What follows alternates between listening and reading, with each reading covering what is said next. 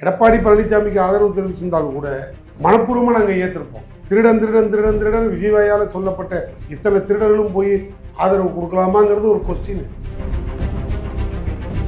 அடுத்த ராத்திரியில் கொண்டு போய் சூட் கேஸை கொடுத்துட்டு சோபா செட்டை கொடுத்துட்டு நேரங்கட்ட நேரத்தில் உயர உயிரிடுவாங்க திமுக பேச்சை கேட்டுக்கிட்டு நம்பி உடனே அவங்களுக்கு ஆளுநர் மதிவு 2006 நீங்கள் கொடுக்குது. நீங்கள் ராஜ துரோகம்னு சொல்கிறீங்க. ஆனால் விசிக எப்போதுமே பாமக பாஜக கூட்டணியில் மட்டும் தான் இருக்க மாட்டோம், தாவைக்கோட போக மாட்டோம்னு எப்போதுமே அவங்க சொல்லவே இல்லை. ஓரவங்களாம் முன்னாலே போய் தொலைச்சிருந்தா நாங்கள் ஒரு என் கட்சிக்காரங்க 100 பேர் எம்எல்ஏ ஆகிருப்போம். இதுக்கே சார் நாங்கள் ரத்தத்தை கக்கி உடைக்கணும். உனக்கு இதே கட்சிகள் வந்து திமுக ஆதரவளிச்சா மதசார்பற்ற கட்சி, இதே தாவைக்கு ஆதரவு சார். திமுக அதிமுக கூட்டணி பேச்சுவார்த்தை நடந்துச்சு, அதனால தான் எங்களுக்கு பிடிக்கல, அதனால தான் நாங்கள் தாவைக்கு ஆதரவு தெரிவிக்கிறேன்னு ஒரு இது வருது. அப்படி இல்லை, அப்படி ஒரு பேச்சுவார்த்தை நடந்து திருமாவளவனையே முதலமைச்சராக உட்கார வச்சு ஒரு கூட்டணி மந்திரி சபையை அமைக்கிற மாதிரி இருந்தால் அமைச்சிருப்போம்ல.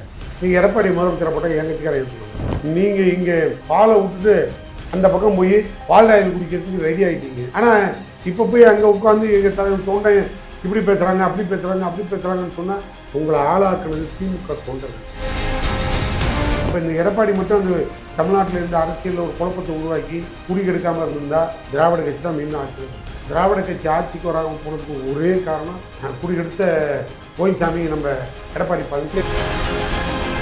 உலகமே அழிஞ்சாலும் ஆட்சிக்கு வர முடியாதுன்னு தெரிஞ்சும் கட்சியை கலைக்காமலே வச்சுருப்பாங்க. ஏன் தெரியுமா? எவனாவது லீஸுக்கு கூப்பிடுவான், வாடகை கூப்பிட்டு குழப்பம் நடத்துவாங்க.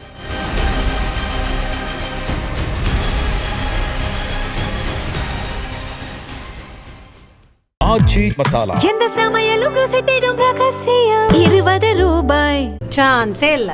பனீர்னா இது மட்டும்தான். பன்னீர்னா only milky mist. தி டிபேட் நேயர்களுக்கு வணக்கம். இன்று நம்முடன் இணைந்திருப்பவர் திமுகவின் செய்தி தொடர்பாளரும் மற்றும் வழக்கறிஞருமான சூர்யா வெற்றிகொண்டான். சார் வணக்கம் சார்.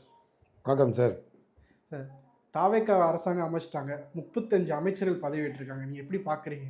அதில் குறிப்பாக வந்து 8 பட்டியலின சமுதாய மக்களுக்கு வாய்ப்பு கொடுத்துருக்காரு விஜய். வாழ்த்துக்கள் சொல்கிறோம். எங்கள் தலைவர் திராவிட முன்னேற்ற கழகத்தோட தலைவர், ஆண்ட முதல்வர் இன்றைக்கி மனப்பூர்வமாக பதவியேற்ற அனைவருக்கும் வாழ்த்து சொல்லியிருக்காரு. குறிப்பாக விடுதலை சிறுத்தைகள் கட்சியோட துணை பொதுச் செயலாளர் வன்னியரசு அவர்களுக்கு செப்பரேட்டாக தனிப்பட்ட முறையிலே ஒரு வாழ்த்து சொல்லியிருக்கோம். உங்களோட கோரிக்கைகள் என்னெல்லாம் கோரிக்கைகளுக்காக போராடினாங்களோ, என்னெல்லாம் அவங்க ஆதங்கங்கள் இருந்ததோ அந்த ஆதங்கத்துக்கெல்லாம் ஒரு முற்றுப்புள்ளி வரணும்னு சொன்னால் நாங்கள் ஆட்சியில் பங்கெடுக்கணும்னு சொல்கிறது அவங்க கோரிக்கை. இப்போ ஆட்சியில் பங்கெடுத்துட்டாங்க. அந்த கோரிக்கையெல்லாம் இனிமேல் அவங்களே நிறைவேற்றட்டும். அதுக்கு இந்த முதல்வர் எப்படி ஒத்துழைப்பு கொடுக்குறாருன்னு பார்ப்போம். இல்லை இவங்களோட கோரிக்கைகள்லாம் அந்த முதல்வருக்கு புரியுதான்னு பார்ப்போம். இந்த புரிதல் 2 பேருக்கு இடையில் வருமானு பார்ப்போம். இல்லை தமிழ்நாட்டில் இதுக்கு மத்தியில் என்ன பெரிய புரட்சி நடக்குதுங்கிறத பொறுத்திருந்து பார்ப்போம். ஆக மொத்தம் புதிய அரசுக்கும் புதிய அமைச்சர்களுக்கும் மனமாற வாழ்த்துக்கள். ஸோ உங்களோட கூட்டணி கட்சியில் பயணித்த விசிக்கு ஐஎம்எல் வந்து உங்கள் கட்சியின் முன்னணி தலைவரை விமர்சிக்கிறாங்க. தலைவரான ஸ்டாலின் அவர்கள் விமர்சிக்காதீங்க, வாழ்த்துக்கள் சொல்லி இது பண்ணுறாங்க. அது ஏன் சார் சமூக வலைதளத்தில் கடுமையான விமர்சனம் வச்சுக்கிட்டு இருக்காங்க? காங்கிரஸ் விமர்சிச்சாங்க, இப்போ ஐஎம்எல்லையும் விசிக்கா கடுமையாக விமர்சிக்கிட்டு இருக்காங்க நேற்றுலேருந்து. இதுக்கு வந்து நான் வித்தியாசமான விளக்கம் கொடுக்கணும். அவர் தலைவர், களத்தில் எங்களை மாதிரி தொண்டனாக இருந்து தலைவனாக வந்தவர். அவருக்கு உள்ள வேதனை என்னன்னு தெரியும். ஜனநாயகம் இது, அதனால் நாங்கள் மனமாற வாழ்த்துறோம். இது அவங்கவுங்க கட்சி, அவங்க கட்சி எடுக்கிற முடிவு சந்தோஷமாக போய் இருக்கட்டும், வேண்டாம்லாம் சொல்லலை. ஆனால் எனக்கு என்ன ஒரு பெரியதுன்னா, யார் யாருக்கு ஆதரவு தெரிவிக்கிறதுன்னு ஒரு முனைப்பு இருக்குது. ஒரு திராவிட கட்சி, அந்த கட்சிக்கு இப்போ நான் ஆதரவு தெரிவிக்கிறேன். எடப்பாடி பழனிசாமிக்கு ஆதரவு தெரிவிச்சிருந்தாலும் கூட மனப்பூர்வமாக நாங்கள் ஏற்றிருப்போம். காரணம் என்னென்னா, பரவாயில்ல அதுவும் ஒரு திராவிட கட்சி தான், இதே கொள்கை இதே பாலிசி இதே தான், எல்லாம் ரைட்டு பரவாயில்லன்னு இருப்போம். எல்லாரையும் வந்து எங்கள் கூட்டணியில் இருந்த அத்தனை பயிலையும் திருடன்னு சொல்லிட்டு நான் தூய சக்தின்னு சொன்ன நடிகர் விஜய்க்கு போய் ஆட்சி அமைக்கிறதுக்கு நம்ம கூட திருடன்களா திருடன் திருடன் திருடன் திருடன் விஜய்வாயால் சொல்லப்பட்ட இத்தனை திருடர்களும் போய் ஆதரவு கொடுக்கலாமாங்கிறது ஒரு கொஸ்டின். இது யார் கேட்குறா? எங்கள் திமுகவில் வந்து அடிமட்ட தொண்டன்ட்டு வந்து வர்ற ஆதங்கம் வந்து. அப்படி பார்த்தா அது எங்களுக்கு ஒரு வேதனையாக தானே இருக்கும். நீங்கள் கேட்டதுனால சொல்கிறேன்.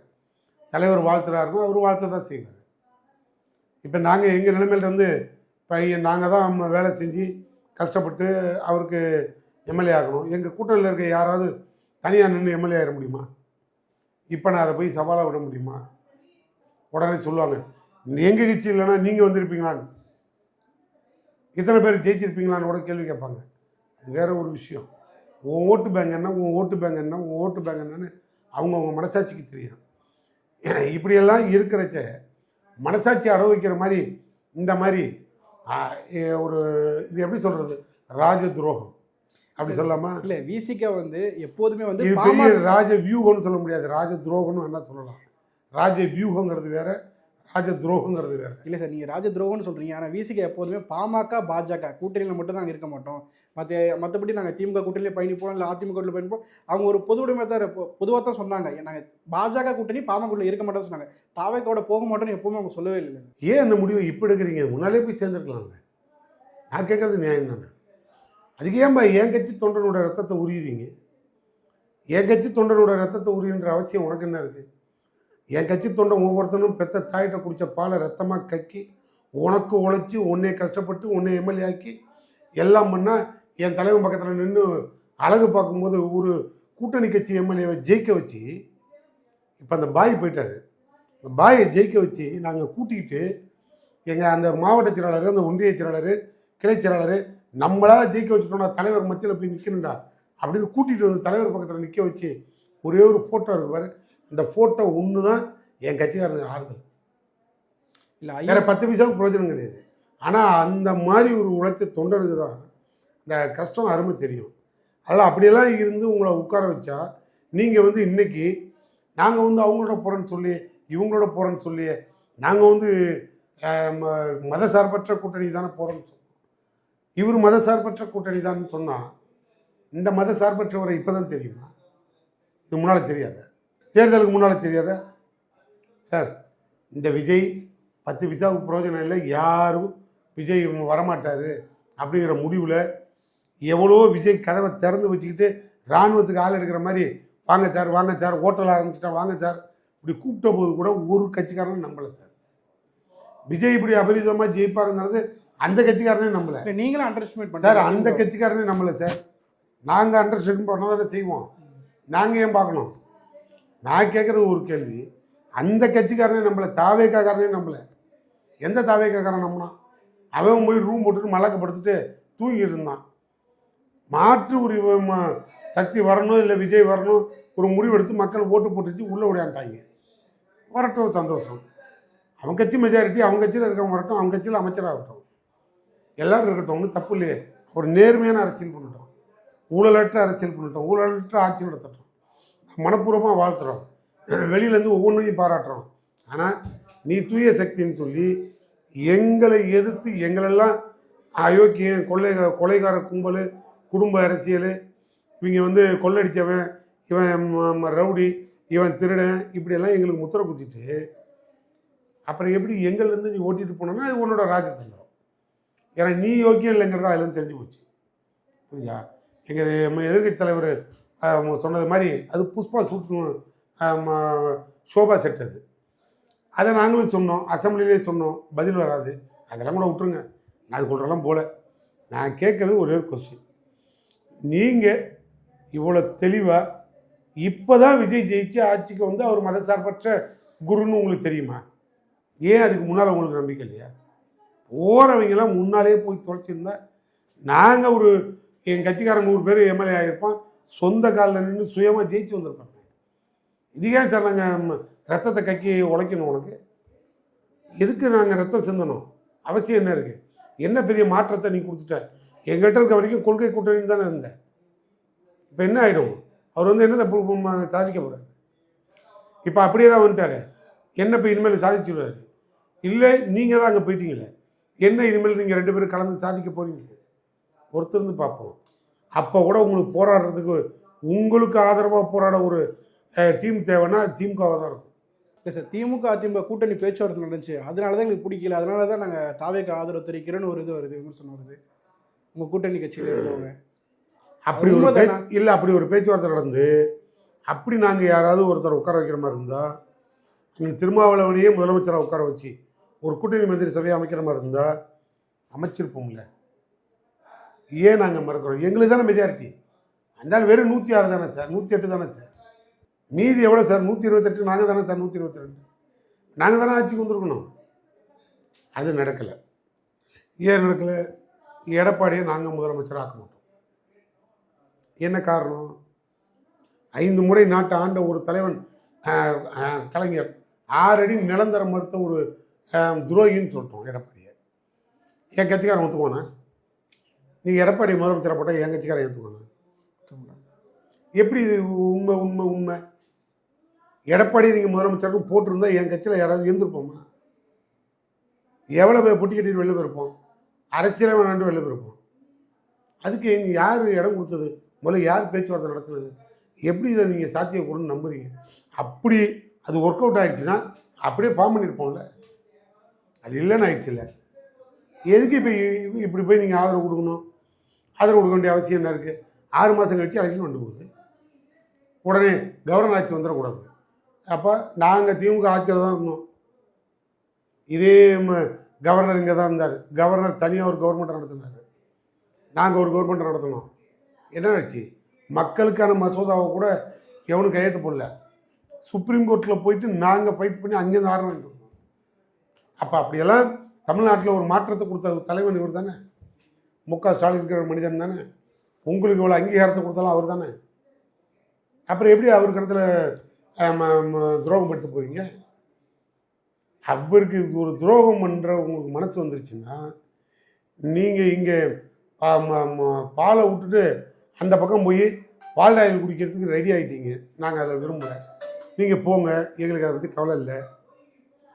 ஆனால் இப்போ போய் அங்கே உட்காந்து எங்கள் தலைவன் தொண்டை இப்படி பேசுகிறாங்க, அப்படி பேசுகிறாங்க, அப்படி பேசுகிறாங்கன்னு சொன்னால் உங்களை ஆளாக்குனது திமுக தொண்டர்கள். இந்த பதவி சுகத்தை அனுபவிக்க தெரிஞ்ச நீங்கள் இந்த விமர்சனத்தையும் ஏற்றுக்கங்க. அப்போ தான் இனிமேலாவது உங்களுக்கு நல்ல புத்தி வரும்.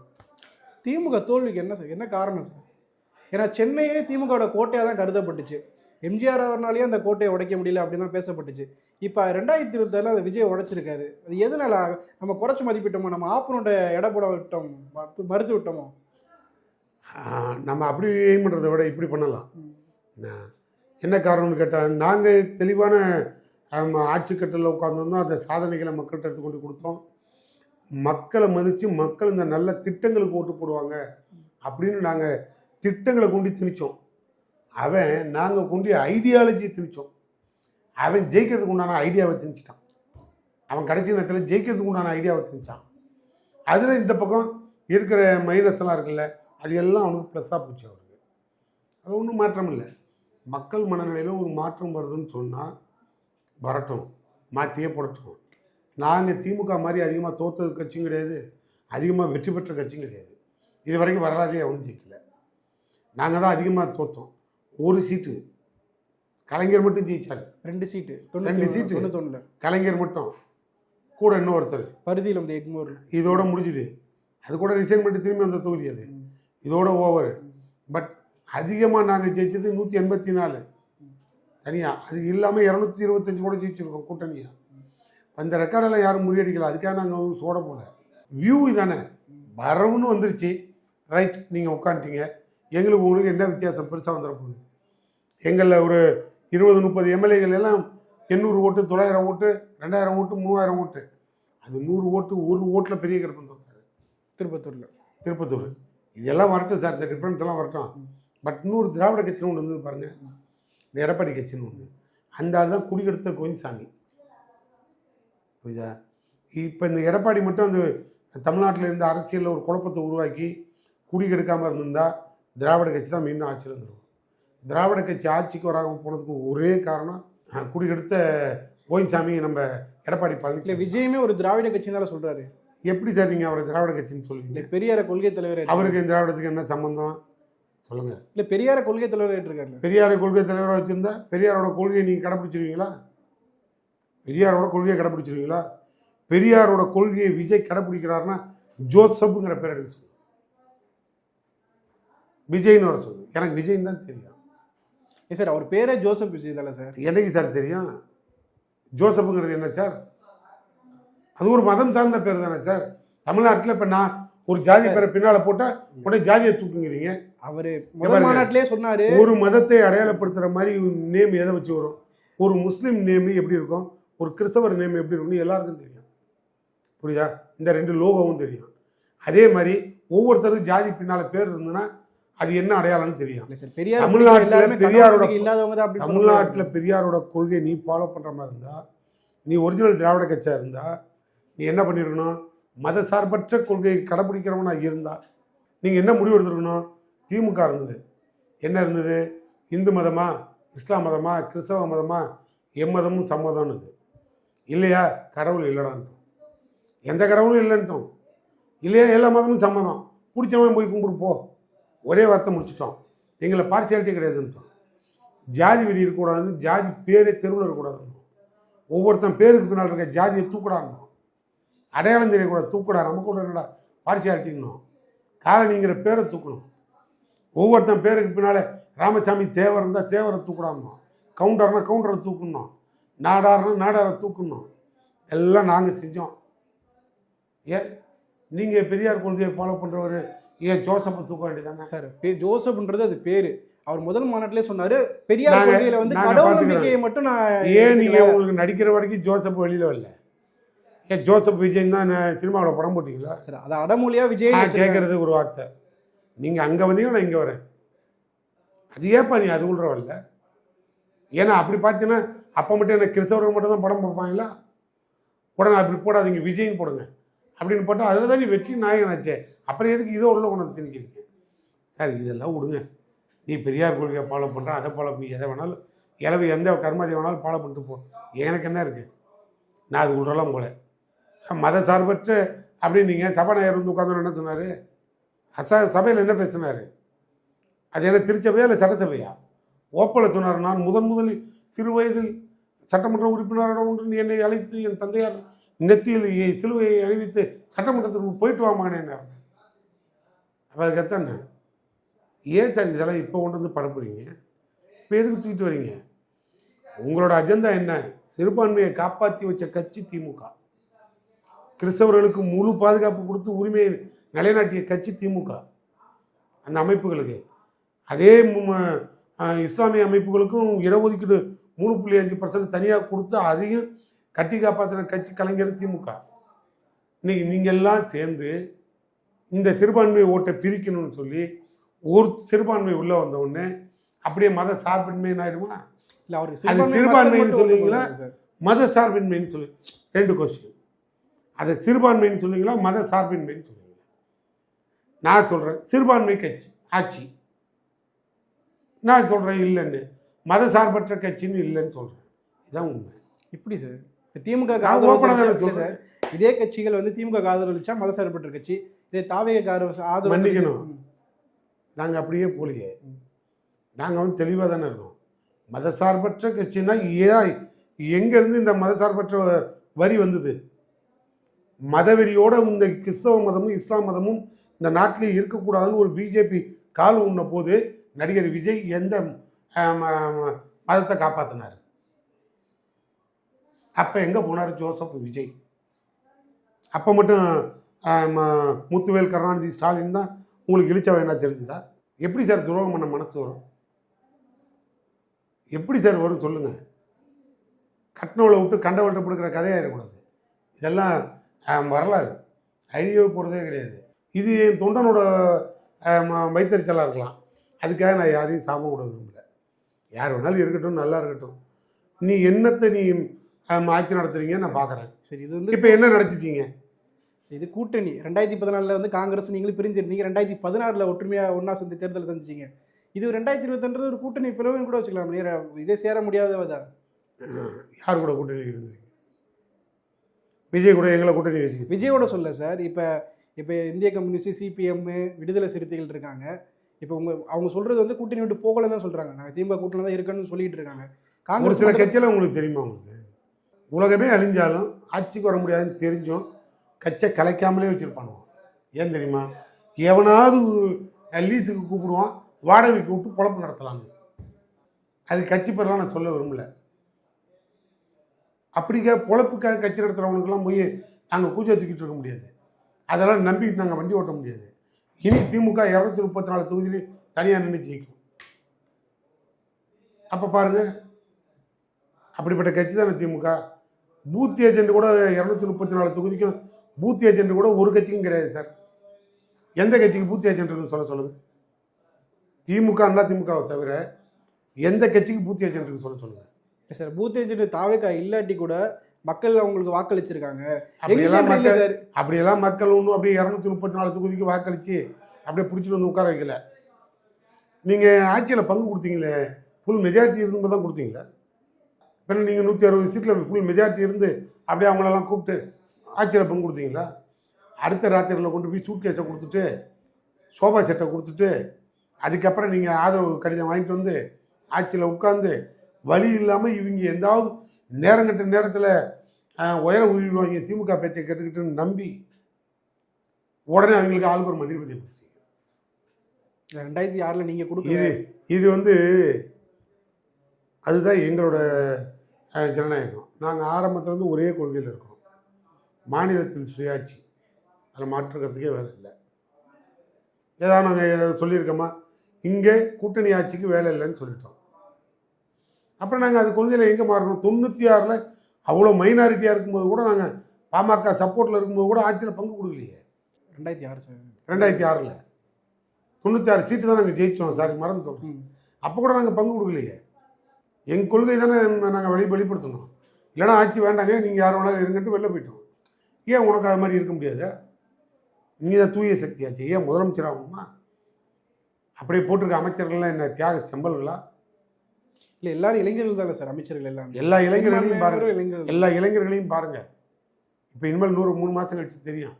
அந்த இளைஞர்களை கூப்பிட்டு சமூக நீதினா என்னன்னு சொல்லு, மத சார்பான மாற்றம்னா என்னன்னு சொல்லு, மதவெறினா என்னன்னு சொல்லு, சனாதனம்னா என்னன்னு கேளு. இப்போ மந்திரியில் யாரையாவது கூப்பிட்டு ஒருத்தரை பேட்டி கேளு, தமிழ்நாட்டுக்கு ஆபத்து எங்கேருந்து வரும்னு கேளு. நீ தமிழ்நாட்டுக்கு ஆபத்து எங்கேருந்து சார் வரும், நீங்களாம் மந்திரி ஆகிட்டீங்க, எங்கேருந்து வரும்னு கேளு. அது எங்கேருந்து வரும்? அதெல்லாம் வராதேம்மாங்க. டெல்லி கவர்மெண்ட்டுன்னு ஒன்று இருக்கான்னு கேளு. ஓ அப்படி இருக்கா, இனிமேல் கண்டுபிடிச்சி சொல்கிறாம்மாங்க. என்ன சார் இவங்களுக்கு தெரியும்? ஒன்றும் தெரியாது. இதெல்லாம் அதிகாரிகள் ஆட்சி நடத்தும். இப்போ மட்டும் என்ன, வேறு ஒன்றும் நடக்க போகிறதில்ல. ஜோசப் விஜய்க்கும் எதுவும் தெரியாது. அவர் மந்திரி சபையில் இருக்க ஒருத்தருக்கும் ஒன்றும் தெரியாது, செங்கோட்டையனை தவிர. சரி, இன்னும் குறைச்சி மதிப்பிட்டு இருக்கீங்களோ? செங்கோட்டையனை பொறுத்த மட்டும் ஒன்றும் கவலைப்பட வேணாம். வருவாய்த்துறை ஒன்று தான் இருக்குது. வருவாயெல்லாம் அவர் பார்த்துக்குவார். துறை மட்டும் உயிரோடு இருக்கும். வருவாயெல்லாம் அவர் பார்த்துக்குவார், துறை உயிரோடு இருக்கும். வேறு ஒன்றும் நடக்காது. வேறு யாருக்கும் எந்த அனுபவமும் கிடையாது. அங்கே இருக்கிற மூத்த ஐஏஎஸ் அதிகாரிகள் இந்த கவர்மெண்ட்டை முறையாக, டெல்லி கவர்மெண்ட் என்ன சொல்லுதோ அதைப்படி முறையாக நடத்துவோம். 1960 அப்படி நடத்தும்போது இங்கே நடக்கிற ஒன்றிய அரசுலேருந்து திணிக்கிற அத்தனை திட்டத்தையும் இந்த கவர்மெண்டால் தடுக்க முடியாது. அப்போ திமுக காரன் தான் ரோட்டில் நின்று கத்துவான், திமுக காரன் தான் ரோட்டில் நின்று போராடுவான், திமுக காரன் தான் கருப்பு கொடியை பிடிப்பான். கருப்பு சிவப்பு கொடியை எப்போ பிடிப்போம்? ஆட்சிக்கு வந்தால் பிடிப்போம். ஆட்சி பிடிச்சோன்னா கருப்பு கொடி பிடிப்போம். இந்த ரெண்டில் ஒன்று தான் செய்வோம். அப்போ நாங்கள் தான் அதை தடுப்போம். தமிழ்நாட்டுக்கும் தமிழனுக்கும் வர ஆபத்தை நாங்கள் தான் தடுப்போம். இப்போ நான் திரும்பி உங்களை ஒரு கேள்வி கேட்குறேன். நீங்கள் ஒரு தமிழன் தானே, நானும் ஒரு தமிழன் தானே. தமிழை இத்தனை வருஷமாக உயிரை கையில் கொடுத்து காப்பாற்றணும்ல. உங்கள் சோசப் விஜய் முதலமைச்சரானார்ல, இந்தாண்ட ஒரு புருஸ்லி, இந்தாண்ட ஒரு ஜாக்கி ஜான் மாதிரி 2 பேரை வச்சுருந்தீங்கல்ல. பதவி ஏற்கும்போது தமிழை 3வது இடத்துக்கு தள்ளி விட்டானுங்க. அது முதல் நாள் அத்தனை தலைவர்களும் கண்டித்தாங்க. தமிழ் தாய் வாழ்த்து, தமிழை 3வது இடத்துக்கு தள்ளுறீங்க, இது ரொம்ப தப்புன்னோம். உடனே திரும்பி மறுநாள் அது மாதிரிலாம் நடக்காது, இனி அதை நாங்கள் பொறுப்படுத்துக்கிறோன்னு ஆதவ் அர்ஜுனா சொன்னார். மைக் டைசன் பேசினார். கடைசியில் என்னாச்சு? 2வது முறையும் அதுவே நடந்தது, 3வது முறையும் அதுவே நடந்தது. ஏன்? ஒரு பச்சை தமிழன், தமிழுக்காக உயிரை கொடுக்குறவங்க, இருமொழி கொள்கைக்கு உறுதியாக இருக்கிறவங்க இப்போ கூட்டணிக்கு போனாங்களே தியாகிகள். எங்கள்கிட்ட வந்து இப்போ அங்கே போன தியாகிகள் அவங்க தானே பதவி பிரமாணம் ஏற்றுக்கிட்டாங்க. சொல்ல வேண்டியதானே, தமிழை முதல்ல தாய்மொழியை பாருங்க, தமிழ் தாய் வாழ்த்தை பாருங்க, அப்போ தானே பதவி பிரமாணம் ஜீவோ வந்திருக்குன்றாங்க சார். எந்த ஜீவோ வரட்டும் சார், எது வேணாலும் வரட்டுமே, என்னப்ப ஏன் இதே ஜீவோ அங்கே வரலையா? மேற்கு வங்கத்தில் வரலையா? மேற்கு வங்கத்தில் என்ன பாட்டு முதல்ல பாடினாங்க? ஏன் அங்கே யார் ஆச்சு? பிஜேபி ஆச்சு. அங்கே பாட விட்டுருக்கணும், நீங்கள் அடித்து நிரவி ரோட்டில் விட்டுருப்பானுங்க. அதனால் ரத்தம் சுத்தமாக இருக்குது, அதனால் யோக்கியனாக இருக்காங்க. எங்கே? வங்கதேசத்தில் அவன் மொழியை பாதுகாக்கிறதில்ல. இங்கே அப்படின்னா சார் மந்திரி பதவி முதல் தாட்டி தெரியாமல் நடந்துருச்சுன்னு சொன்னீங்க, 2வது தாட்டி தெரிஞ்சே உட்காந்துருக்கீங்க, 3வது தாட்டி அதுவும் தியாகிகள் ரெண்டு தியாகிகள் பதவியேற்பு விழாது. அவங்க கொடுத்த அந்த தியாகத்தின் அடிப்படையில் தான் உங்கள் ஆட்சியே நடக்குது. அதனால் எங்கள் கூட்டணியிலேருந்து 2 தியாகிகளுக்கு மந்திரி கொடுக்குறீங்க. ஏன் அந்த தியாகிகள் சொல்ல வேண்டியதானே? நாங்கள் ஏற்றுக்க முடியாது, தமிழ் தாய் வாழ்த்து முதல்ல பாடணும், அப்போ தான் மந்திரி பதவி ஏற்றுக்கணும். நீ சொல்லியிருந்தீங்கன்னா ஓகே. இதெல்லாம் எப்படி தெரியுமா இருக்குது? நீ பதவி கொடுக்குறேன்னு சொல்லு, நான் எதை வேணாலும் இழக்க ரெடியாக இருக்கேன். சார், நிறைவாக ஒரு கேள்வி. இந்த தேர்தலில் திமுக செய்ய தவறு விட்டதுன்னு எதிர்பார்க்குறீங்க? ஒரு தலைவர் சொன்னார், இளைஞர்கள்ட்ட நம்ம கொண்டு போய் சேர்க்கல, ஜென்சி தலைமுறைகிட்ட நம்ம கொண்டு போய் சேர்க்கல திமுக அப்படின்னாங்க. நாங்கள் மக்கள் தவறு செஞ்சுட்டாங்கன்னு தான் சொல்லுவோம். நாங்கள் திமுக தவறு செஞ்சால் சொல்ல மாட்டோம். ஏன் நாங்கள் ஆட்சியை ஒழுங்காக நடத்தணும். ஆட்சியில் இந்த நலத்திட்டங்களை முழுக்க மக்களுக்காக அர்ப்பணித்தோம். ஒரு முதலமைச்சர் தமிழ்நாட்டில் ஒன்றிய அரசை எதிர்த்து தமிழ்நாடை ஆட்சியில் இருக்கும்போது, முதலமைச்சராக இருக்கும்போது 500 போராட்டங்களை அறிவித்தோம். தமிழ்நாடு தலைகுனியாது, அவ்வளோ போராட்டம் நடத்தினோம். தமிழ்நாடு தலைகுனியை விடாமல் பார்த்துக்கிட்டோம். பொருளாதாரத்தில் 2வது இடத்துல கொண்டு வச்சோம். தனி மனித வருமானத்தில் 2வது இடத்துல கொண்டு வச்சோம். முதலிடத்துலேயே வச்சோம். இவ்வளவும் நாங்கள் பண்ணோம். நாங்கள் தப்பு பண்ணலையே, நாங்கள் ஏன் மாற்றிக்கணும்? அவன் மக்கள் தப்பு பண்ணிட்டான். ஏன் மக்கள் தப்பு பண்ணான்? அவன் ஜென் செட்டாக இருக்கட்டும், நீங்கள் சொல்கிற மாதிரி எதோ ஒன்று சொல்லுவீங்களா? அது இன்ஸ்டாகிராமு நான் இதெல்லாம் விட்டுருங்க, அதெல்லாம் நான் நம்ப தெரியாதில்ல. எங்களை பொறுத்த மட்டில் இளைஞர்களாக இருக்கட்டும், யாராக வேணாலும் இருக்கட்டும், 108 தொகுதியில் தான் இளைஞர்கள் இருந்தாங்களா? மீதி தொகுதி இளைஞர்கள் இல்லையா? அந்த தொகுதியெலாம் குழந்தைங்க இல்லையா? அந்த தொகுதியெலாம் ஆம்பளைங்க இல்லையா? அந்த தொகுதியெலாம் பொம்பளைங்க இல்லையா? இல்லை என்ன அங்கெல்லாம் விஜய் ஏற்றுக்க மாட்டாங்களா? அப்போ அந்த தொகுதியில் இருக்கவங்க மட்டும்தான் அறிவுபூர்வமாக இருக்கணும். அப்போ இங்கே இருக்கிறவனை நான் முட்டாள்னு சொன்னால் நீ ஒத்துக்குவியா? இல்லை இவன் தான் அறிவாளி, அவன்லாம் முட்டாள்னு சொன்னால் ஏற்றுக்குவியா? இது வாதம் இல்லை. நாங்கள் நிதர்சனமாக சொல்கிறோம், மக்கள் புரிதல் இல்லை, ஏதோ ஒரு மாற்றம் தேவைன்னு ஓட்டு போட்டுருச்சு. ரைட்டு, விட்டுருங்க. ஆட்சி கட்டில் உட்காந்துருக்க ஆள் லஞ்சம் ஊழல்னு சொன்னார். அதிகாரிகளை முதல்ல லஞ்சம் வாங்குறதையும் ஊழல் வாங்காமல் தடுக்க சொல்லுங்கள். அதிகாரிகள் லஞ்சம் வாங்காமல் தடுக்க சொல்லு. நீ யோக்கியன்னு நான் ஒத்துக்கிறேன். நீ அதிகாரிகள் லஞ்சம் வாங்க ஆரம்பிச்சிட்டான்னு தெரிஞ்சுன்னா உன் நிலைமை என்னன்னு எல்லாருக்கும் தெரியும். இந்த ஒயின் ஷாப்பில் 10 ரூபா, நீ 10 ரூபா கதை என்னாச்சுன்னு இது வரைக்கும் உங்களுக்கு தெரியுமா? இப்போ ஒயின் ஷாப்பில் 10 ரூபா வாங்குறாங்களா விஜய் வந்ததுலேருந்து? எங்கேயாவது பேட்டி எடுத்துருக்கீங்களா? இல்லை சார். கேட்க மாட்டீங்களா? எவனையா திமுக காரங்க இருந்தால் மட்டும் மைக்கை நீட்டிட்டு ஏன் 10 ரூபா வாங்குற? ஊறுகாய் வாங்குறதுக்கு வாங்குறியா? டிஃபன் சாப்பிட வாங்குறியா? 10 ரூபா பாட்டில் 10 ரூபா திமுக காமிங்க. இப்போ எனக்கு 10 நாள் ஆச்சு, 10 ரூபா போதா போலையா? இல்லை 10 ரூபா நோட்டு செல்லாமல் போயிடுச்சா? கேட்டு பாருங்கள் சார், அப்புறமா உங்களுக்கு விவரம் தெரியும். ஒவ்வொரு துறையிலையும் என்ன நடக்குதுன்னு கேட்டு பாருங்கள். இப்போ சொல்கிறோம் கரண்ட் இப்போ 2 மணி நேரம் 3 மணி நேரம் டெய்லி இல்லை. எங்கே போச்சு? எங்கே போயிடும் இனிமேல் உங்கள் கவர்மெண்ட்டு?